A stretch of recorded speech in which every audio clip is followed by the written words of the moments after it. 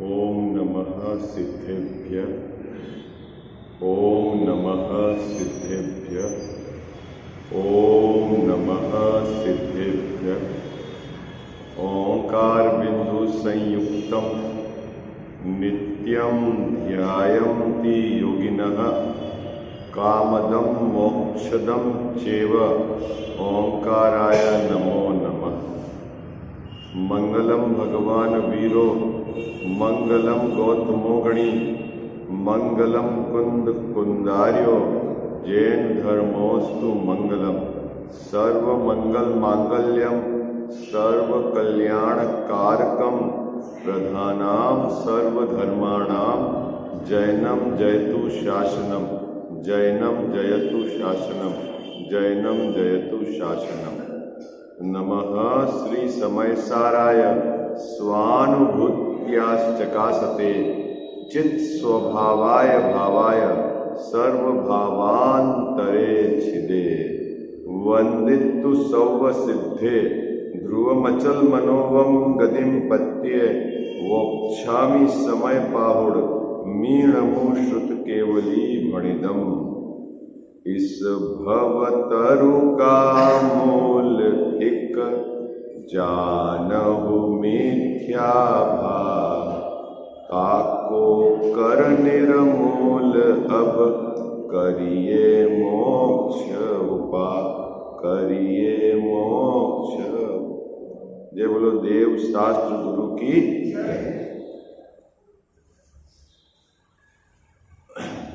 व्यवहारवासी मिथ्या दृष्टि, उसके चौथा भेद धर्म बुद्धि धर्म धारक व्यवहारवासी मिथ्या दृष्टि।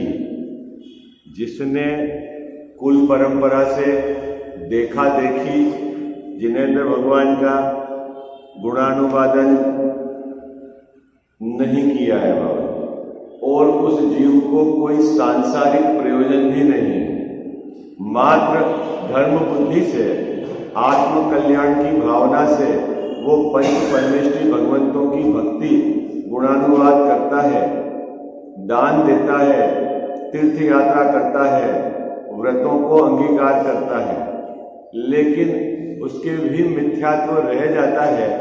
कारण क्या है कि वह झूठार्थ धर्म को नहीं साधता है।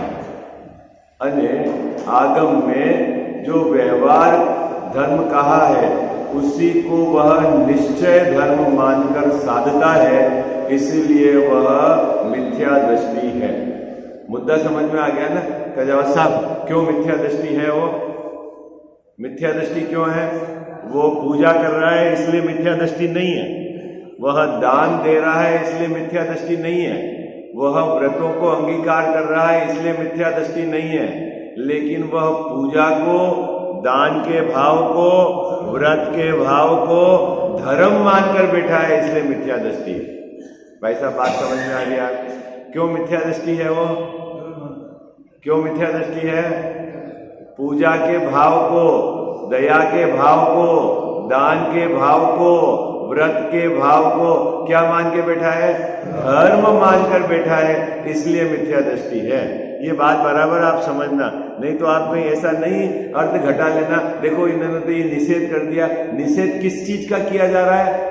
यहाँ निषेध किसकी चीज का किया जा रहा है? पूजा का निषेध नहीं किया जा रहा है, दान का निषेध नहीं किया जा रहा है, पूजा के परिणाम को धर्म मानने का निषेध किया जा रहा है। किसका निषेध किया जा रहा है गजाव साहब? पूजा के परिणाम को धर्म मानने का निषेध किया जा रहा है। क्यों? कि पूजा का भाव पुण्य का भाव है और वह धर्म भाव नहीं है। धर्म भाव में पुण्य और पाप दोनों के भाव नहीं होते। बाबू जी बात पकड़ में आ गया क्या? समझ में आई आपको क्या?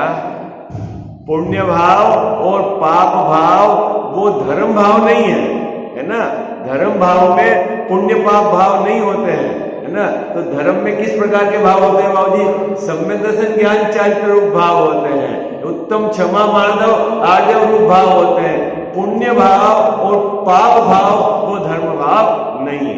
आई बात समझ में? ऐसा मत समझ लेना कि यहाँ पर इन सभी व्यवहार धर्म का निषेध किया जा रहा है, तो बड़ी गड़बड़ हो जाएगी। ठीक है, अब कल टोडरमल जी साहब ने बहुत सुंदर बात उठाई थी जिस पर अपन ने चर्चा करी थी, क्या कि अज्ञानी के भक्ति भी पाई जाती है और ज्ञानी के भी भक्ति पाई जाती है। ठीक है बाबू जी, भक्ति तो दोनों के पाई जाती है। अब आपने बंटवारा किस आधार से करा कि एक ज्ञानी है और एक अज्ञानी है, तो टोडरमल जी साहब ने कहा जिस जीव के भक्ति की ही मुख्यता है वह तो है अज्ञानी। क्या क्या कहा कल?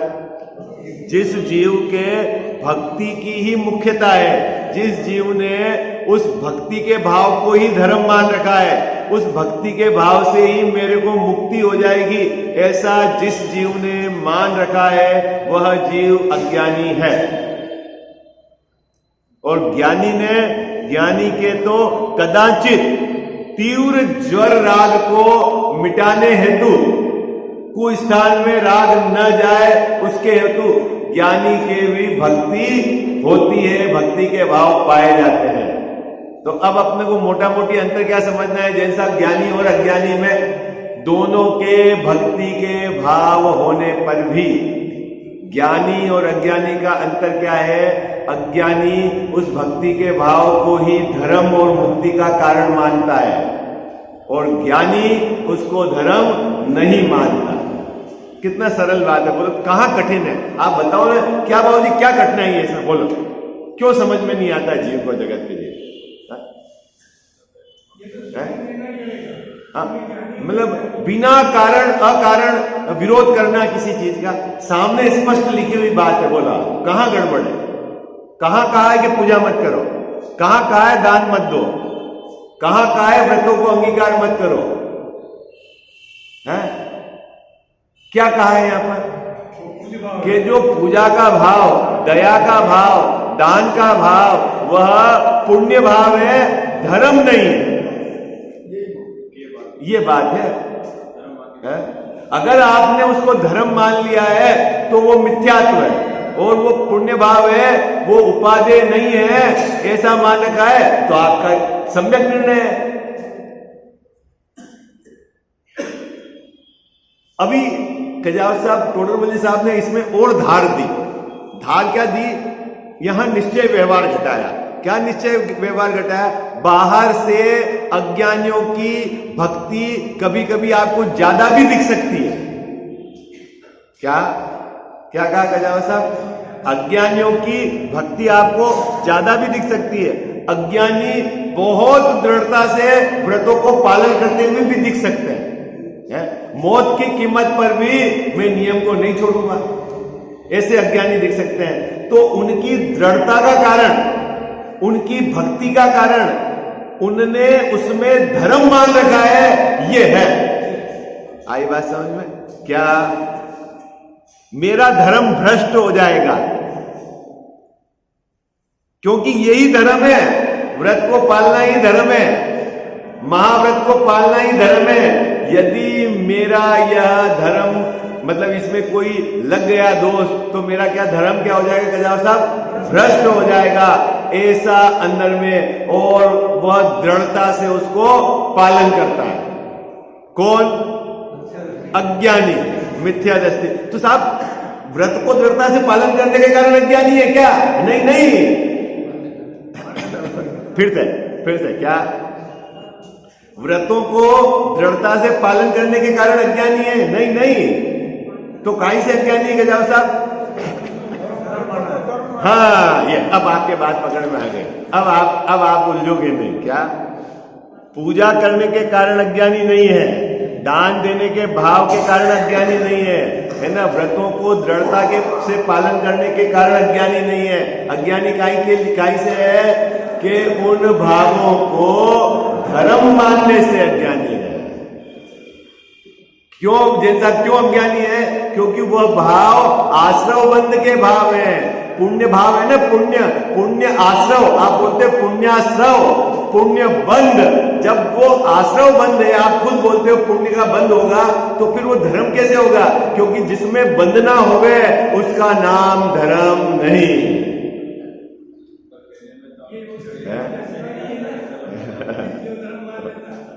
क्या बाबू जी? जिसमें बंध ना होए, क्योंकि हम तो बंध से छूटने को ही मुक्ति मानते हैं। धर्म काहे के लिए बाबूजी? धर्म बंध से छूटने के लिए, जिसमें बंध ना होए।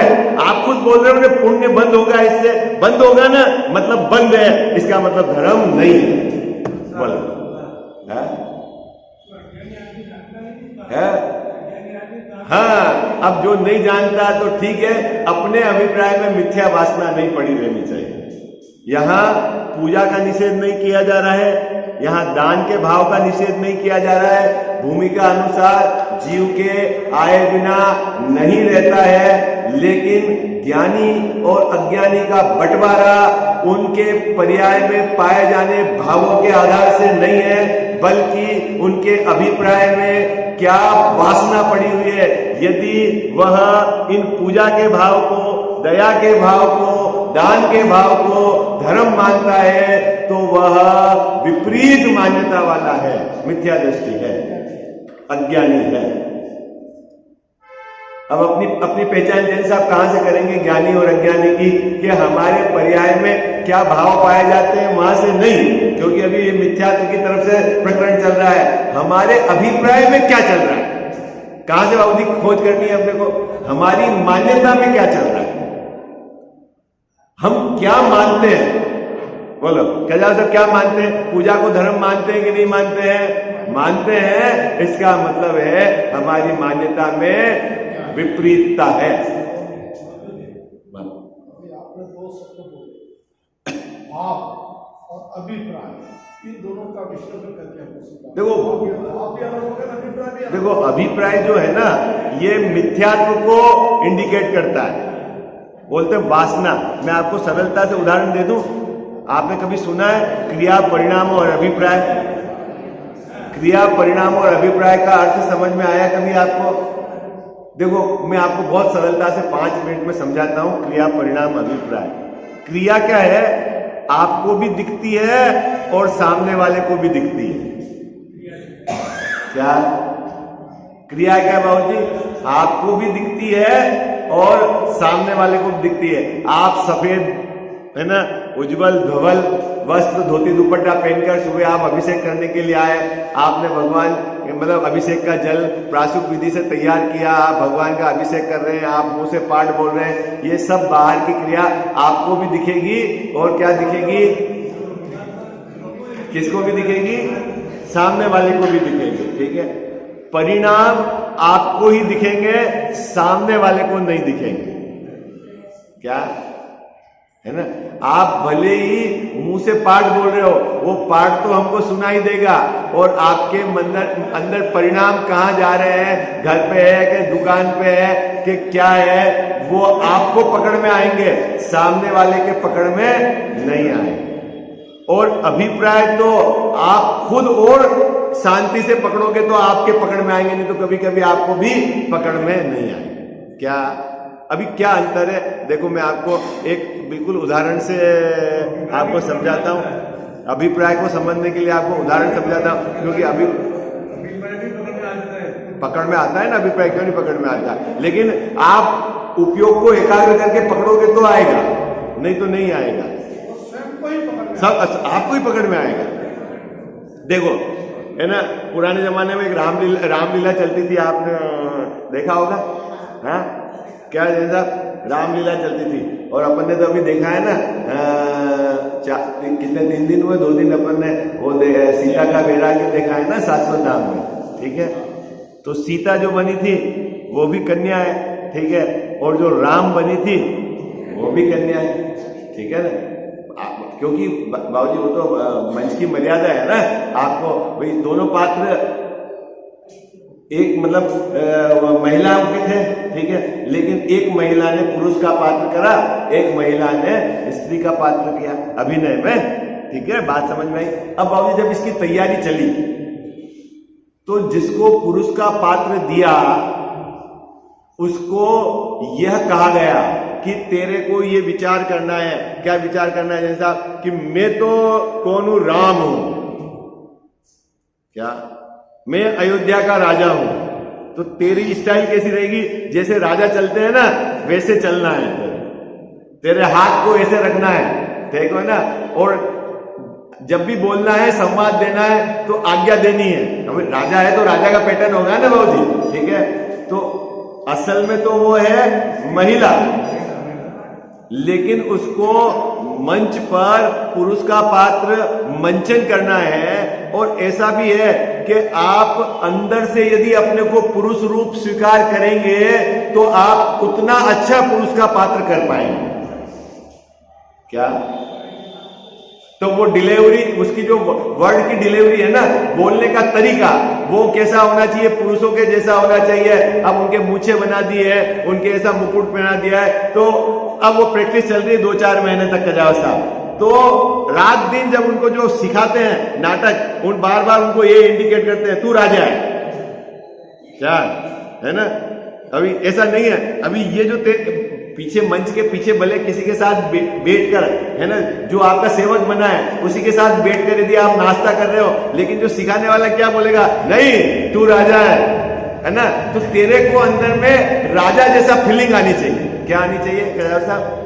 जब राजा जैसी फीलिंग आएगी तो अच्छे से तू राजा का, तो वो क्या है 2-3 महीने तक इस प्रकार का उसने तैयारी करी, तो वो अंदर से उसको फीलिंग भी राजा जैसी आने लगी, ठीक है। अभी देखो, बाहर से तो वो वेश पहन लिया राजा का, ठीक है, बोलचाल में भी उसको भाव भी राजा, मैं अयोध्या का नरेश है, ये मेरी पत्नी, ये मेरे नौकर और ये मेरे भाई बहन, ऐसा चलता है। तो उसके परिणाम भी कैसे आने लग गए? राजा। लेकिन ध्यान रखना, उसके अभिप्राय में, वासना में ये पड़ी हुई बात है कि मैं तो स्त्री हूं, ये है अभिप्राय। क्या बाबूजी? बोल तो रही है पुरुष की तरह, अंदर में अपने को मान भी रही है राजा, लेकिन वासना क्या पड़ी हुई है? स्त्री हूं। वो है अभिप्राय, मान्यता, आपकी अंदर में मान्यता। देखो आप एक विचार करना, यहां आप बोल रहे हो कि पाप और पुण्य के उदय के अनुसार बाहर में सामग्री मिलती है, बराबर बोल रहे हो ना आप, ठीक है ना। अब आप बहुत एकांत में जाकर अपनी वासना को खोजना कि क्या वास्तव में आपके अभिप्राय में भी ये बात है कि आपके अभिप्राय में ये बात नहीं। क्या अगर मैं नहीं करूंगा तो काम कैसे होगा? कोई उदय से सामग्री मिलती है? ये अभिप्राय में पड़ा हुआ है अपने, है? मैं नहीं करूंगा तो घर का काम हो जाएगा? क्या ये है? अभी बोलने भी लग गए और उस तरह से अपनी टोन भी आ गई, विचार भी, लेकिन अंदर में अभिप्राय की वासना में पड़ा हुआ है, ठीक है। अभी अपन बोलते हैं, क्या बोलते हैं कि पूजा में धर्म नहीं, ठीक है, पूजा का भाव तो पुण्य भाव है, बोल तो हैं और अंदर में ऐसी धारा, लेकिन जैसे आप और अंदर में जाकर अभिप्राय में देखोगे तो ऐसा पड़ा है कि नहीं, ये धर्म है, इससे मेरा कल्याण हो जाएगा, ये है अभिप्राय भाव। वो क्रिया का कोई फल नहीं मिलता। आपको आश्चर्य होगा, मैं क्या कह रहा हूं, बाहर की क्रिया का कोई फल नहीं मिलता। क्या जैन साहब, आपने द्रव्य कैसा लिया है, कैसा धोया है, क्या है, हालांकि निमित्त नैमित्तिक संबंध की अपेक्षा से ये कहा जाता है कि आपको इतनी शुद्धि होनी चाहिए, ये, लेकिन बाहर की एक्टिविटी का कोई फल नहीं मिलता। आप कितनी सामग्री चढ़ा रहे हो, क्या चढ़ा रहे हो, हाथ को कैसे कर रहे हो, यूं कर रहे हो, ये सब, इससे कोई फल नहीं मिलता है, इसका फल है 0 है। ऐसा हो सकता है क्या बाबू? क्या बात कर रहे हो? ऐसा हो सकता है कि क्रिया का फल 0 ऐसा हो सकता है? अच्छा, मैं आपको बताता हूं, देखो, एक पेशेंट का इलाज, ऑपरेशन करने के लिए डॉक्टर ने उसको बचाने के लिए हाथ में उसको क्या गांठ हो गई थी, उसको निकालने के लिए ऑपरेशन किया, ठीक है। और ऑपरेशन करते समय डॉक्टर ने तो पूरी सावधानी से ऑपरेशन करा, लेकिन वो उसकी डेथ हो गई, वो मर गए। साहब, अब बताओ कि डॉक्टर को पाप लगेगा कि नहीं लगेगा?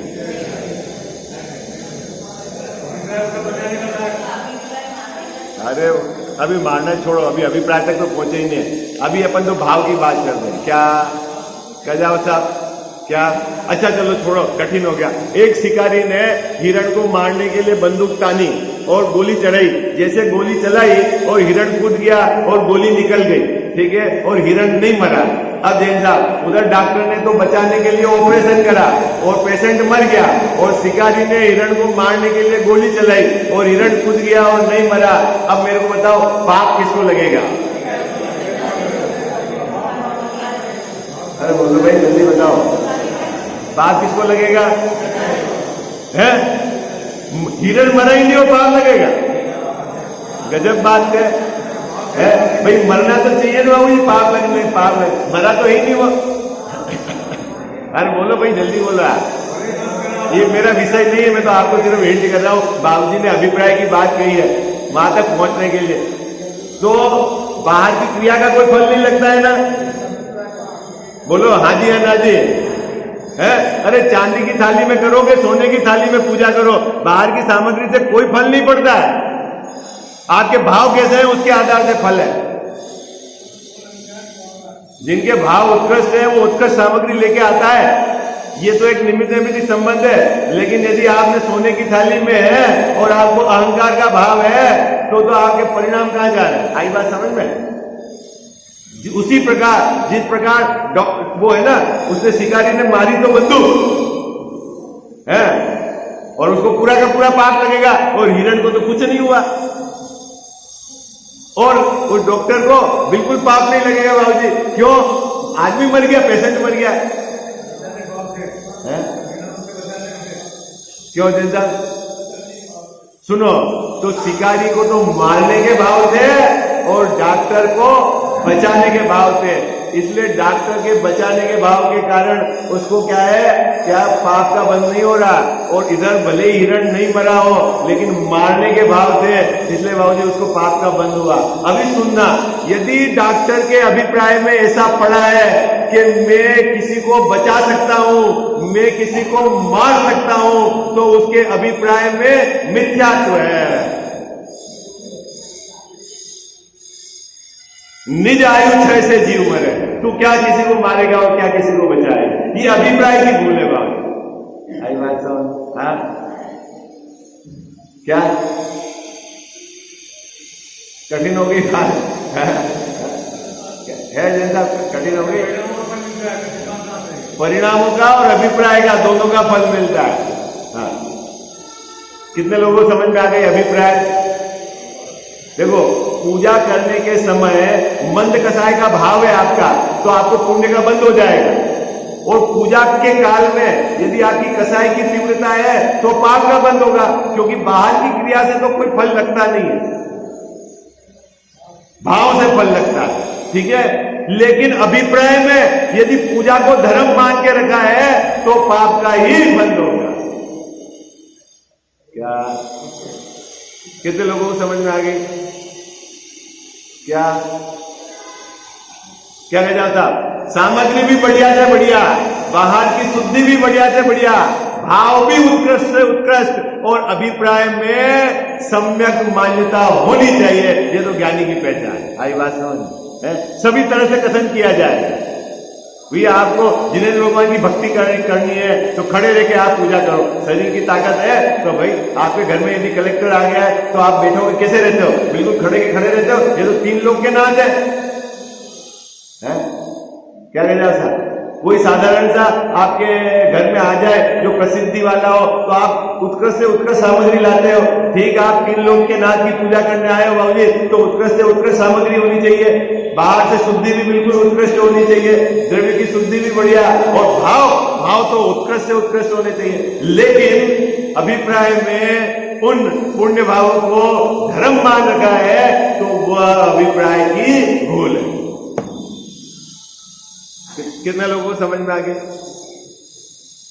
हाँ हाँ जी, है ना जी? हाँ आ गए ना? ये है समझने की जैसी बात है, क्रिया परिणाम और अभिप्राय की बात। ठीक, अभी यहां क्या कह रहे हैं? अपना तो विषय कोई दूसरा था। टोडरमल जी साहब ने क्या कहा? पहले तो ऊपर के पैराग्राफ में कहा कि अज्ञानी के भक्ति की मुख्यता होती है, ठीक है, और तुरंत बाद क्या कहा कि वास्तव में अज्ञानी के भक्ति होती ही नहीं। गजब की बात। क्या कहा गजब साहब? क्यों कि जिसके निश्चय की खबर नहीं उसके कैसा व्यवहार? क्या गजब साहब, क्या एंगल है इस पैराग्राफ का? क्या एंगल है? जिस जीव को निश्चय की खबर नहीं, उसका कैसा व्यवहार है? जिसको पता ही नहीं है बाबूजी कि निश्चय क्या है, उसका कैसा व्यवहार? जिसको रत्नत्रय की भावना नहीं, रत्नत्रय प्रकट करना नहीं है ना, और सिर्फ मात्र भक्ति भक्ति उससे मुक्ति हो जाएगी, तो वो तो अन्यमति जैसा रहा। ये है बात। देखो आप पढ़ते हैं पर पेज नंबर 235 है ना, पहली पंक्ति है उत्तर की। बहुत मार्मिक लाइन लिखी हुई टोडरमल साहब ने। क्या लिखा है उत्तर में? यथार्थता की अपेक्षा। मिली साहब आपको पंक्ति? मैंने आपको बोला ना, आप पुस्तक में वो पेज डाल दो, क्योंकि घूमती हुई आती है आपके हाथ में, तो जहां निकलता है वहां वो पेज मिल जाए, नहीं तो क्या आएगी? मिला? ऋतु बाबू जी नहीं मिला ना, आप पूछ लो पड़ोस में कहां चल रहा है। अब वो क्या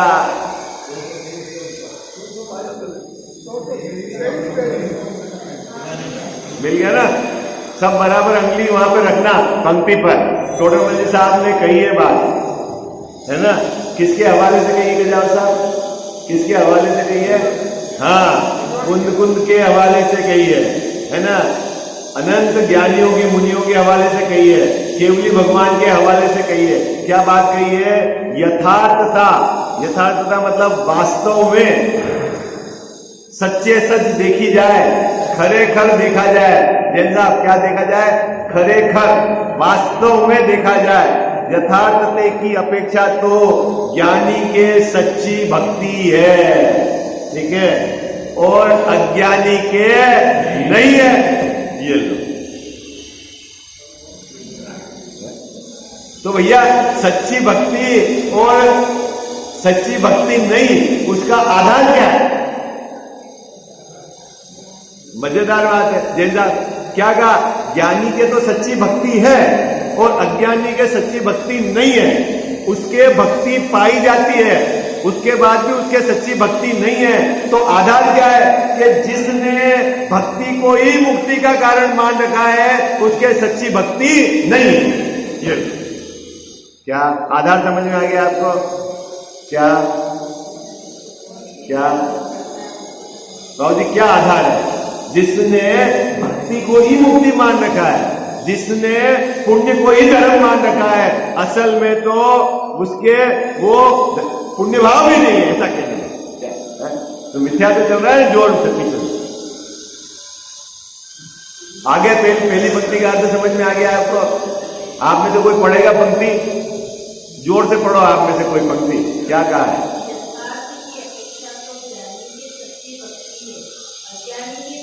अज्ञानी के नहीं है बाबू जी। लो अब बोलो अपने भक्ति है कि नहीं है? हमारे को भक्ति है कि नहीं है? बोलो जल्दी बोलो भाई। हाँ जी है ना जी। बाबू जी ये नाचने वाली भक्ति तो बहुत दूर की रह गई, उसमें तो कुछ दम नहीं है।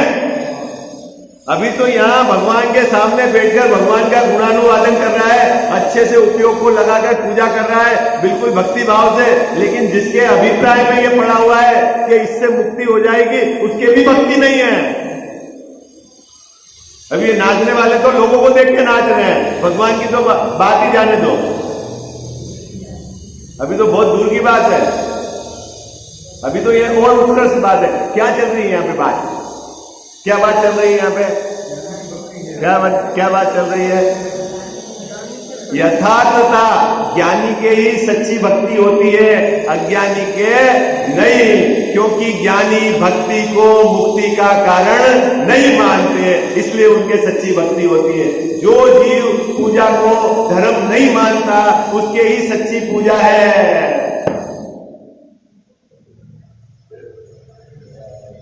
गजब की बात है। बोलो कैलाश साहब क्या गलत है? बोलो अर्थ है कि नहीं? लिखा हुआ है कि नहीं यहाँ पर? बोला क्या क्या नया निकाला कांजी स्वामी ने? बोला जो आपके आचार्यों ने लिखा है वो बात आपको समझा दी। क्या बाबू जी क्या है? ये सामने लिखा है। किसने लिखा है? ये 250 वर्ष पहले लिखा हुआ है।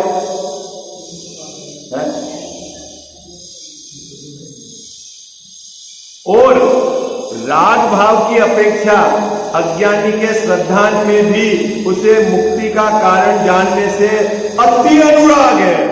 ओहो, क्या कहा? आप तो कह रहे हो जो मंद राग है,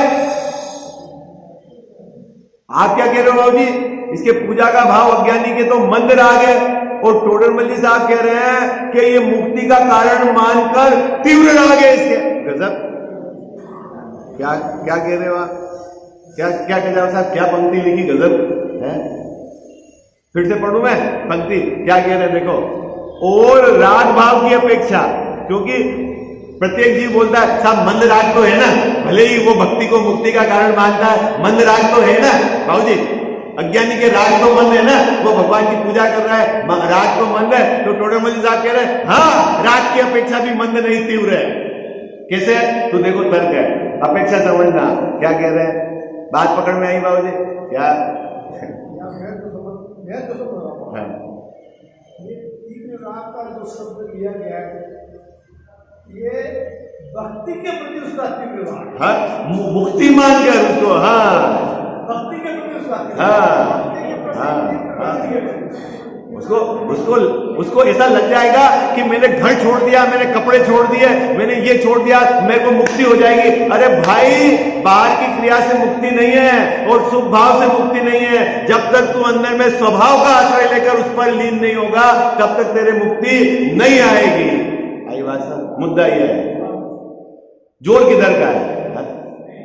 आप स्वयं निर्णय करना। जिस समय आप वो एकासन करते हो, आप उपवास करते हो, आपका जोर किधर का रहता है? ईमानदारी से आप भोजन छोड़ दिया, मुझे एक समय बैठ के करना है, सब उसी समय, टोटल आपका बाहर की क्रिया पर ही केंद्र बिंदु है। और ज्यादा से ज्यादा कोई होगा तो मंद कसाई के भाव पर है, हाँ आज तो दिन अच्छा रहा, कोई आकुलता नहीं रही, कसाई भी नहीं हुई और मेरे तो धर्म हो गया। अरे भाई, इसका नाम धर्म नहीं है।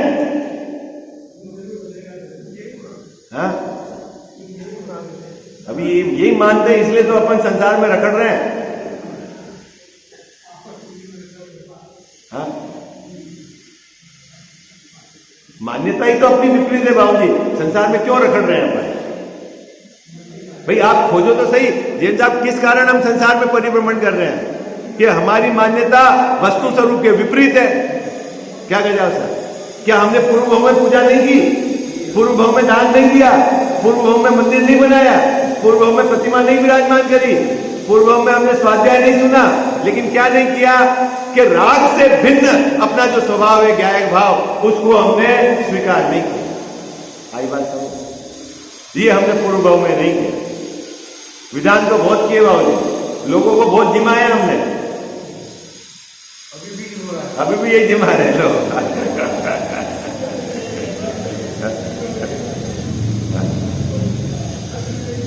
हाँ? हाँ, फिर क्या नया कर लिया आपने?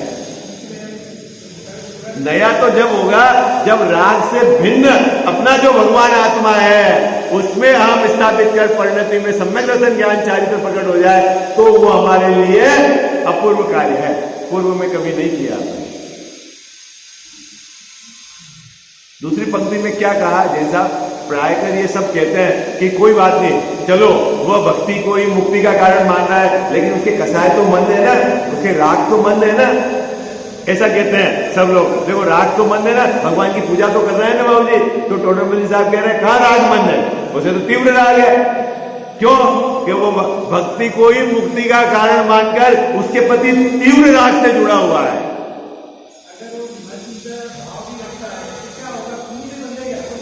कसाई की बनता है, पुण्य बनेगा और क्या होगा? हाँ, पुण्य भी तो बंद है।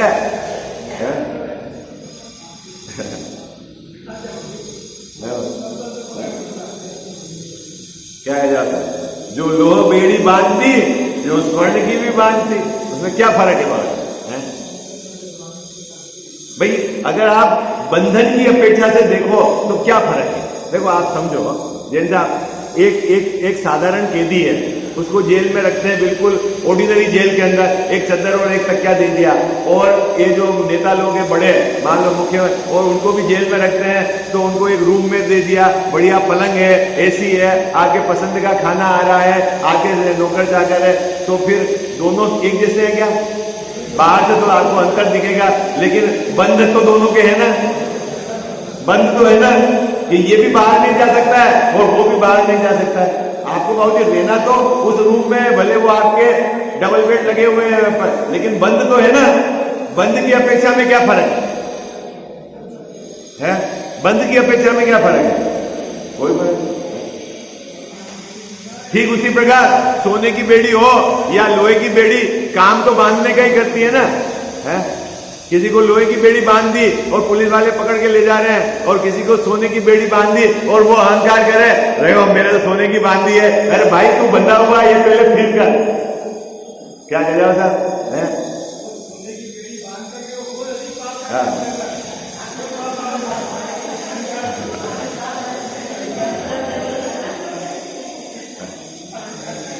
बड़े बड़े पंडित जी बोलते नहीं बाबूजी कि इस जीव को बंद कैसा सुहाता है कि घर का दरवाजा अंदर से बंद करके सोता है ना। एक कजा साहब आप सुनो, बहुत मजेदार बात। आप घर के अंदर हो और कोई बाहर से ताला लगा के चले जाए, आपको कोई प्रॉब्लम? बोलो बोलो, हाँ कजा साहब प्रॉब्लम है? साहब प्रॉब्लम है, बांध दिया मेरे को इसने, बाहर ताला लगा के चला गया, नालायक है, पता नहीं चलता है मैं घर के अंदर हूं, है? और आप अंदर से ताला बंद करो और रहो तो कोई प्रॉब्लम? क्यों? दोनों परिस्थिति में हो तो बंधे हुए ना। बाबूजी कहां छूटे हुए हो?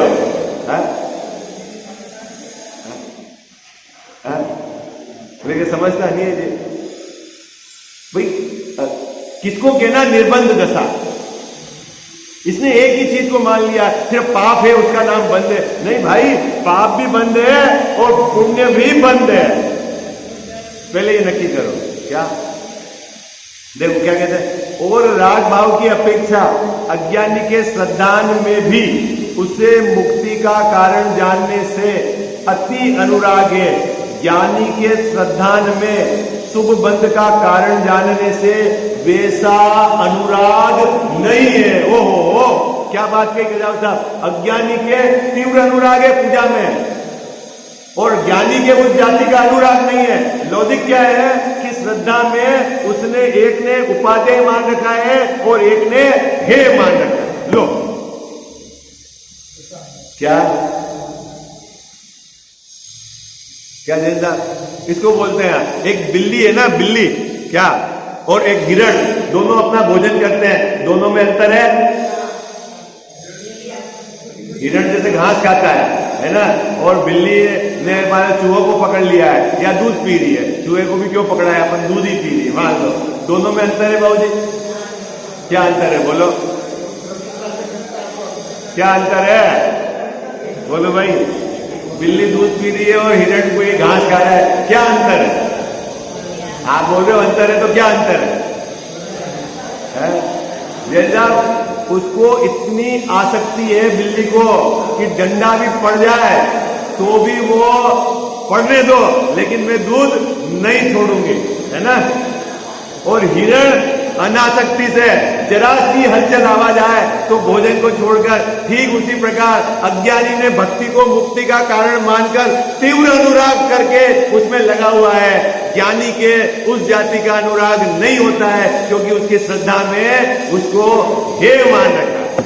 बात पकड़ में आ गया क्या? ये बात कही इस पंक्ति में। देखो मैं पढ़ता हूं, फिर से आपको अर्थ समझ में आ जाए। समय हो गया आपने, मैं तो आज गुरु भक्ति लेने वाला था वो, लेकिन आज अपन ये पंक्ति पढ़ लेते हैं, कल स्टार्ट करेंगे गुरु भक्ति का अन्यथा स्वरूप।